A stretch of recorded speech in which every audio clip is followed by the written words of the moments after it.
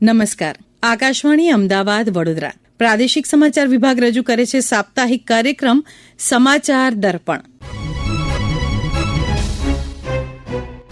સૌપ્રથમ સાંભળીએ આજના અંકમાં સામેલ ઘટનાઓની એક ઝલક. આજના અંકમાં કેન્દ્રીય ગૃહમંત્રી અમિત શાહે ગાંધીનગર ખાતેથી અખિલ ભારતીય પોલીસ વિજ્ઞાન સંમેલન અને ટપાલ વિભાગના ફિલાવિસ્ટાનું ઉદઘાટન કર્યું.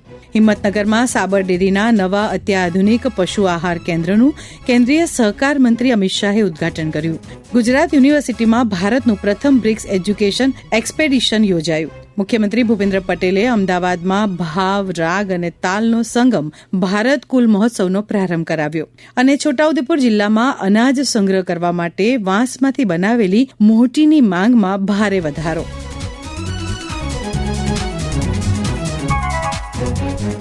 કેન્દ્રીય ગૃહમંત્રી અમિત શાહે ગાંધીનગર ખાતેથી 50માં અખિલ ભારતીય પોલીસ વિજ્ઞાન સંમેલનનું ઉદઘાટન કર્યું હતું. પોલીસ સંશોધન અને વિકાસ બ્યુરો અને રાષ્ટ્રીય રક્ષા શક્તિ યુનિવર્સિટીના સંયુક્ત ઉપક્રમે યોજાયેલા આ કાર્યક્રમમાં શ્રી શાહે કહ્યું હતું કે છેલ્લા 50 વર્ષમાં દેશ અને વિદેશમાં આમૂલ પરિવર્તન આવ્યું છે, જેના કારણે પોલીસનું સ્વરૂપ પણ બદલાયું છે. कि 50 साल से चलते चलते देश, दुनिया, अपराध जगत और पुलिसिंग इसमें इतने सारे परिवर्तन आ गए, इसके हिसाब से पुलिस विज्ञान कांग्रेस का स्वरूप बदला है. क्योंकि पुलिस विज्ञान कांग्रेस ये पूरी हमारी अपराध के खिलाफ लड़ने की सिस्टम को रिलेवेंट रखने की एक्सरसाइज. पुलिस विज्ञान कांग्रेस पर हो तो हमने नए सिरे से इसके स्वरूप, इसकी सहभागिता, इसके इनपुट लेने की पद्धति और अनुसंधान और विकास दोनों शब्दों को पुलिस स्टेशन से भी नीचे बीट और कांस्टेबल तक पहुंचाने की व्यवस्था. ये इसको समग्रता से पुनर्विचार करने का समय आ गया है और इसके सारे स्टेक होल्डर मिलकर एक मनोमंथन चिंतन पुलिस विज्ञान कांग्रेस पर ही करने की जरूरत है, जिससे अगली पुलिस विज्ञान कांग्रेस कैसी हो, किस प्रकार की हो, कैसे ज्यादा उपयोगी. कोई भी पद्धति 50 साल तक चलती है तो वो काल बाह्य हो जाता. चिरंजीव कुछ नहीं होता है. 50 साल में परिवर्तन नहीं हुआ है ऐसा मेरा मानना नहीं है. मैं मानता हूं कि बीपीआरएनडी का काम बहुत महत्वपूर्ण है. हमें एक बात समझ लेनी चाहिए कि ये 10 साल में भारत विश्व का नेतृत्व हर क्षेत्र में करने के लिए आगे बढ़ रहा है. चाहे अर्थतंत्र की तालिका हो, चाहे टेक्नोलॉजी का क्षेत्र हो, चाहे सुरक्षा का क्षेत्र हो, चाहे शिक्षा का क्षेत्र हो, चाहे रिसर्च और डेवलपमेंट का क्षेत्र, चाहे इंफ्रास्ट्रक्चर की बात हो और व्यापार की बात, हर क्षेत्र में इस 10 वर्ष ने भारत ने कई दशकों की कमियों को पूरा कर आगे बढ़ने के लिए कदम भी उठाया है और हमें सफल.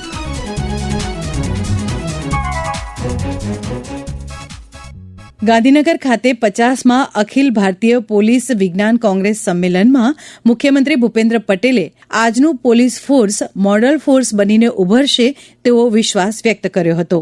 इस व्यवस्था के लागू होने से पुलिस, फॉरेंसिक, प्रोसिक्यूशन, कोर्ट और जेल सभी को एक ही डेटा के जरिए एक साथ एक्सेस करने की सुविधा से क्राइम इन्वेस्टिगेशन प्रोसेस में गति आई है. आज देश के 16,500 से अधिक पुलिस स्टेशन सीसीटीएनएस से और 23,000 से अधिक अदालतें ई कोर्ट से जुड़ी हुई हैं. 2 करोड़ से अधिक कैदियों का डेटा ई प्रिजन द्वारा उपलब्ध है. ई फॉरेंसिक के जरिए 17 लाख से अधिक फॉरेंसिक डेटा सरकार के पास उपलब्ध है. इस प्रकार के इंटीग्रेटेड अप्रोच के साथ कार्यरत हमारा law and order enforcement one data one entry को संभव बना रहा है. देश नया पुलिस बल तैयार कर रहा है जो लॉ सेवी भी हो और टैक्स सेवी भी हो. हमारा देश जब स्वतंत्रता की शताब्दी बना रहा हो तब आज का यह लॉ सेवी और टैक्स सेवी police force model police force बनकर उभरेगा, ये मेरा विश्वास है.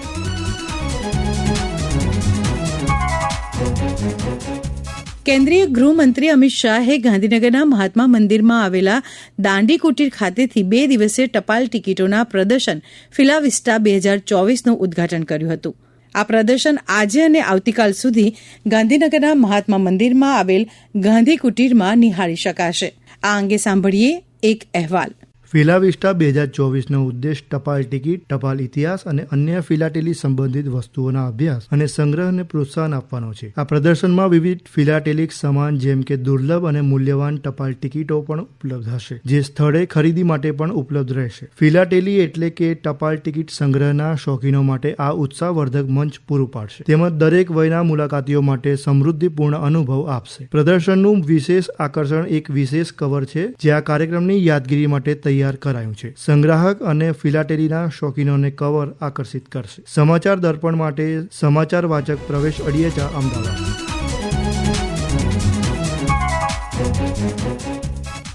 કેન્દ્રીય સહકાર મંત્રી અમિત શાહે હિંમતનગરમાં સાબર ડેરીના પશુ આહારના નવા પ્લાન્ટનું ઉદ્ઘાટન કર્યું હતું. આ પ્રસંગે શ્રી શાહે કહ્યું હતું કે 6 દાયકાથી કાર્યરત સાબર ડેરી આજે 3,50,000 પરિવારોની રોજીરોટી મેળવવાનું સાધન બની છે.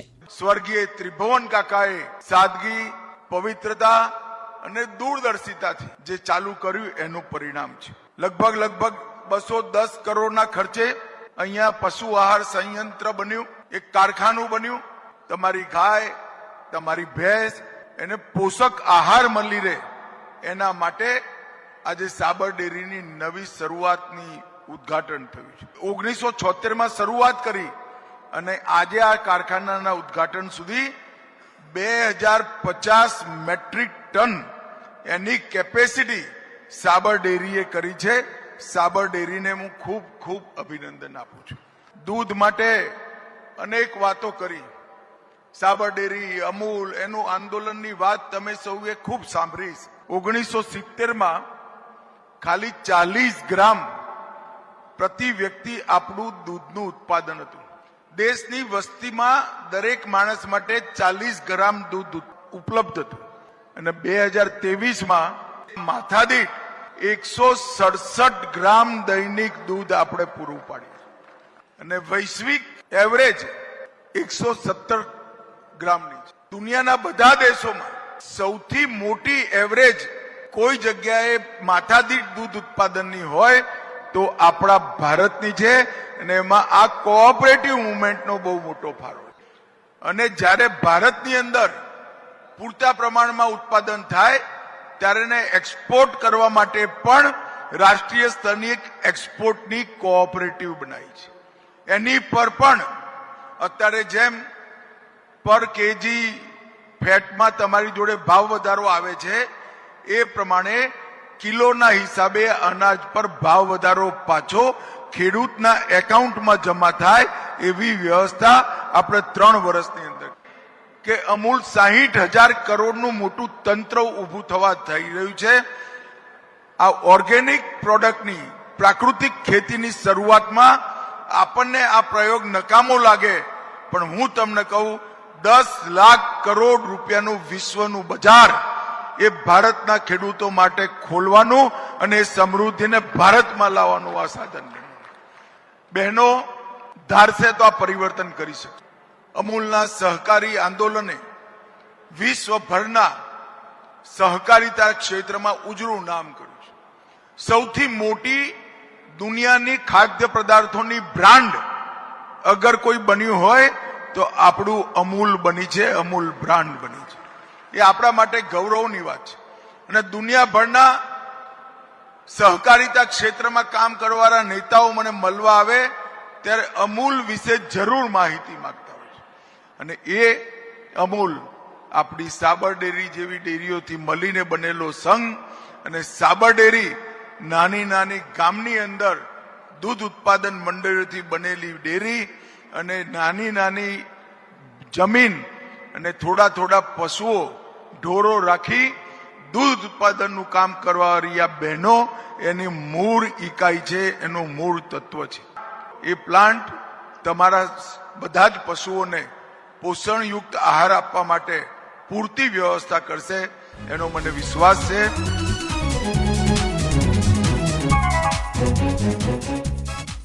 ગુજરાત યુનિવર્સિટી ખાતે બ્રિક્સ રાષ્ટ્રો દ્વારા 3 દિવસીય બ્રિક્સ એજ્યુકેશન એક્સપેડિશનનું આયોજન કરવામાં આવ્યું હતું. આ અભિયાનમાં પ્રશિક્ષણ અને સહયોગી સત્રો યોજાયા હતા. બ્રિક્સ એસોસિએશનનો હેતુ યુવાઓના મૂલ્યો અને સિદ્ધાંતોને પ્રોત્સાહન આપવા માટે પ્રતિબદ્ધ યુવા નેતાઓનો સમુદાય બનાવવાનો છે.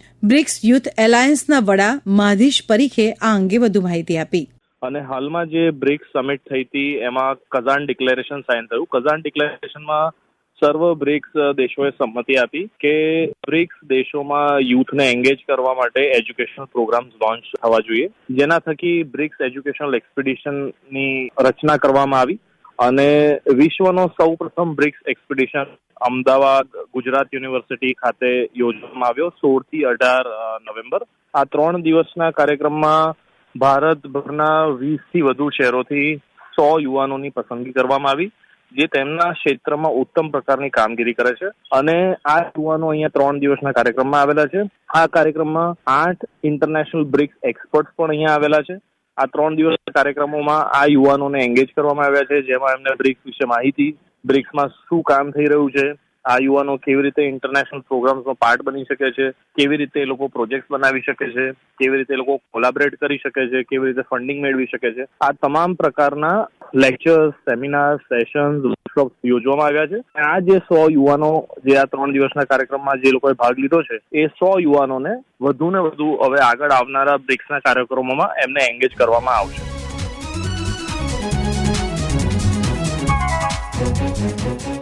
ગુજરાત મીડિયા ક્લબ દ્વારા આયોજિત ભારત કુલ કાર્યક્રમનો પ્રારંભ મુખ્યમંત્રી ભૂપેન્દ્ર પટેલે કરાવ્યો હતો.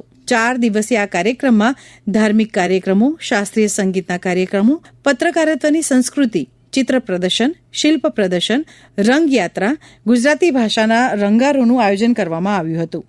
આ અંગે વધુ માહિતી આપે છે ભારત કુલના કો ફાઉન્ડર મલ્હાર દવે.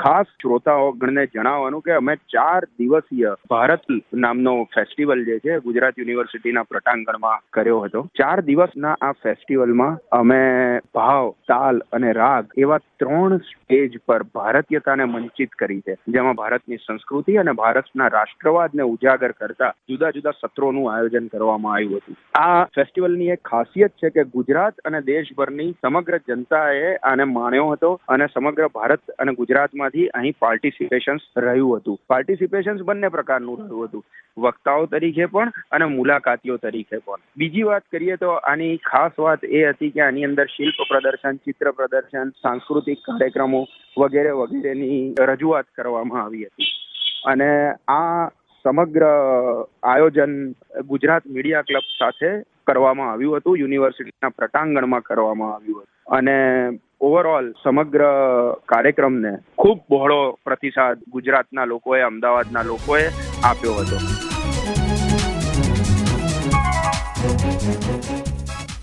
છોટાઉદેપુર જિલ્લામાં ચોમાસુ પાકોની લણણી સિઝનને કારણે ધાન્ય પાકોને લાંબા સમય સુધી સાચવવામાં વાંસમાંથી બનાવેલી મોટી એટલે કે કોઠીની માંગમાં ભારે વધારો જોવા મળી રહ્યો છે. આ અંગે વધુ માહિતી આપે છે છોટાઉદેપુર જિલ્લાના વાલસિંહ રાઠવા. ચોમાસાના પાકની લણણી કર્યા બાદ જ્યારે સંગ્રહ કરવાનો થાય તે વખતે મોટી એક સારી અવસ્થામાં સંગ્રહી શકાય ધાન્ય પેદાશોને, એના માટેનું એક સંગ્રહ સ્થાન છે. મોટી એક કામડામાંથી બનાવવામાં આવે છે. કામડાને ગાય કે ભેંસના મૂત્રના અંદર પલાળી રાખવામાં આવે છે અને એના પછી હાથ વણાટથી મોટી તૈયાર કરવામાં આવે છે, જેથી કરીને એ લાંબા સમય સુધી ટકી રહે અને અનાજ જેવા કે મકાઈ, બાજરી, અડદ, તુવર, ડાંગર, બટ્ટી, એદી, રાડો જેવા જે અમુક ધાન્ય પેદાશો જે છે એને 40 થી 50 વર્ષ સુધી પણ સારી અવસ્થામાં સંગ્રહી રખાય છે.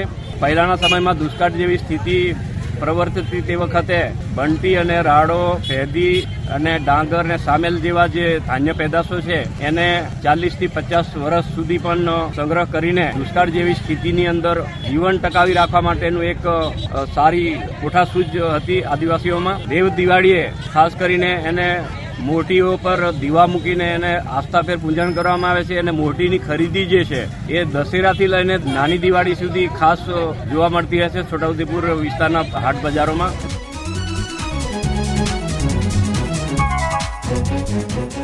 આ સાથે જ સમાચાર દર્પણનો આજનો અંક પૂર્ણ થયો. ફરી મળીશું આવતા મંગળવારે નવા અંક સાથે. સમાચાર દર્પણ કાર્યક્રમ આકાશવાણી અમદાવાદ વડોદરાના પ્રાદેશિક સમાચાર વિભાગ દ્વારા દર મંગળવારે રાત્રે 9:15 રજૂ કરવામાં આવે છે. સંકલન અને રજૂઆત હિના મોદી, લેખન અને સંપાદન અજય ઇન્દ્રેકર.